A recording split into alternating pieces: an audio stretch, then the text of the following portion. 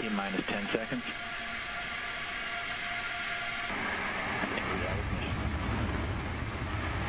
And we have liftoff of Antares with the orbit missions that brings Cygnus on its third CRS mission to the ISS. Got main engines at 108%. Avionics power nominal.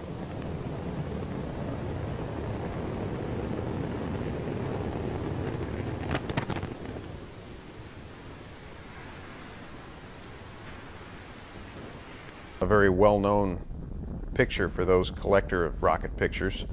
This was really spectacular almost from the get-go.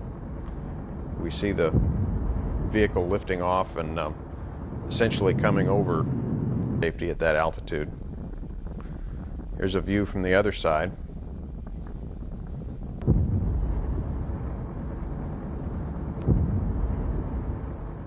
And the United States promptly announced them. The first and most spectacular of these was Vanguard at the end of 1957. There were other Vanguard failures. All achieved takeoff, but trouble occurred either in the second or third stages.